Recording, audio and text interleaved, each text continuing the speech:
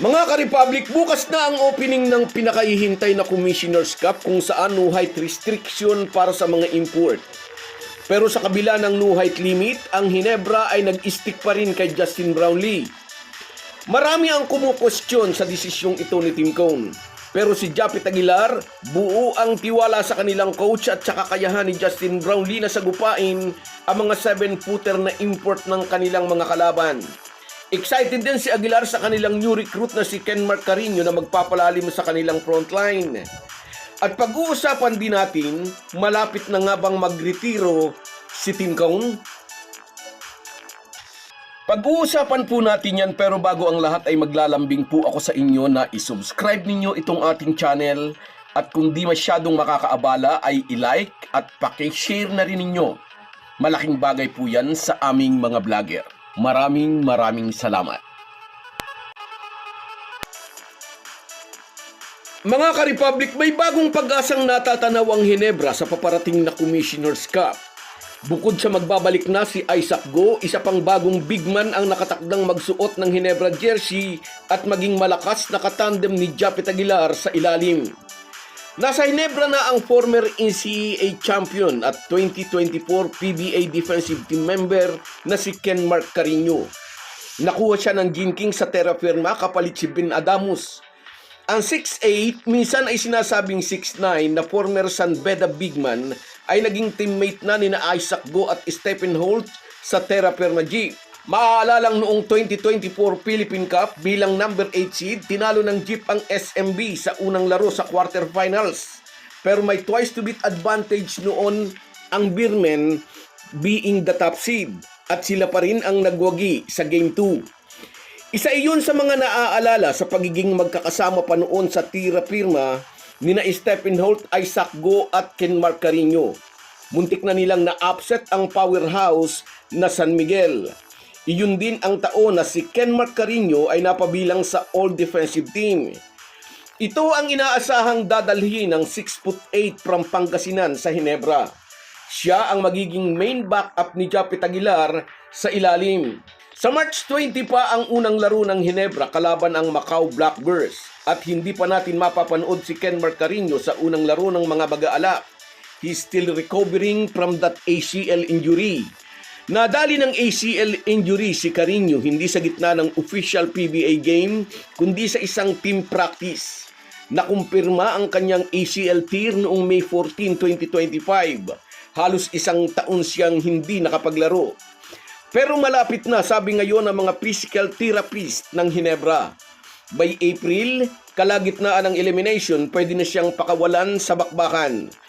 Ang paglipat niya sa Ginebra ngayong 2026 ay magsisilbing redemption arc. Isang perpektong pagkakataon para bumalik siyang mas malakas at maswerte siya dahil sa kanyang pagbabalik sa aksyon ay nasa ilalim na siya ng winningest coach sa liga.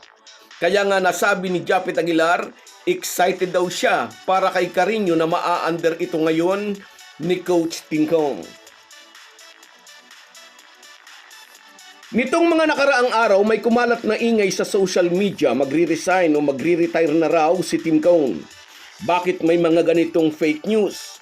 Una, pang-clickbait, para makagising ng interes, pamparami ng views. At karamihan sa nagpapakalat ng ganitong fake news, galit sa Ginebra o kay Tim Cone.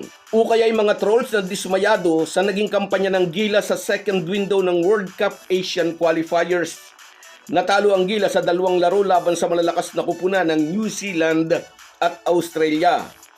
May mga nagpakalat din ng fake news na di umano'y magpapalit ng pwesto sina Tim Cone at L.A. Tenorio. Babalik daw si CTC sa Magnolia at si L.A. na raw ang magko-coach naman sa dati niyang team. Wala pong katotohanan ang lahat ng ito. Walang anumang pahayag mula sa Barangay Ginebra, mula kay Al Francis Chua at mula mismo kay Tim Cone. Ibig sabihin, fake news talaga ang lahat ng ito. Kilala si Tim Cone sa kanyang katapatan sa sistema. Kamakailan lamang ay nagbigay siya ng updates tungkol sa kanyang plano sa Gilas at sa Ginebra, kabilang na ang pag-aabang sa pagbabalik ni Carino at ang pag-develop naman kay Mike Phillips para sa national pool. Hanggat walang opisyal na pahayag o announcement mula sa PBA at sa management ng Barangay Ginebra, mananatiling chismis at fake news ang usap-usapang Tim Con resigns. So guys, yan lang muna. Hanggang sa muli.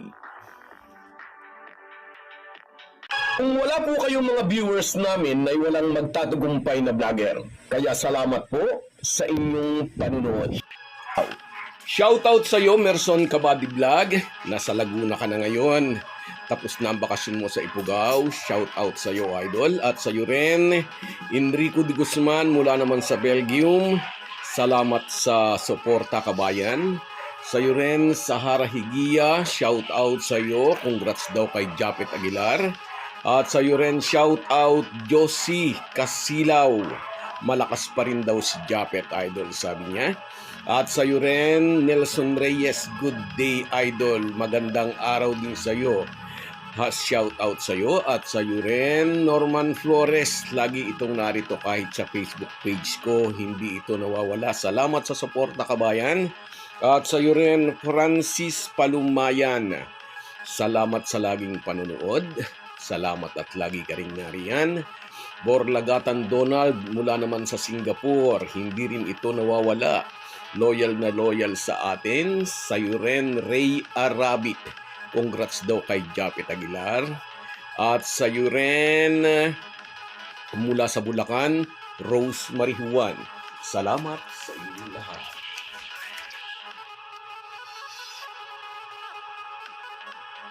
Kahit gaano po tayo kabisi ay huwag po nating kalimutan ang ating buhay espiritual.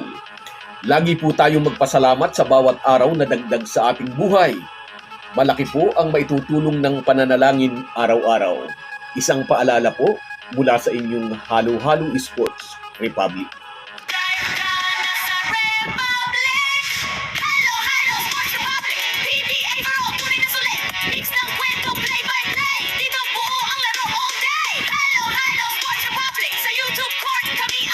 From us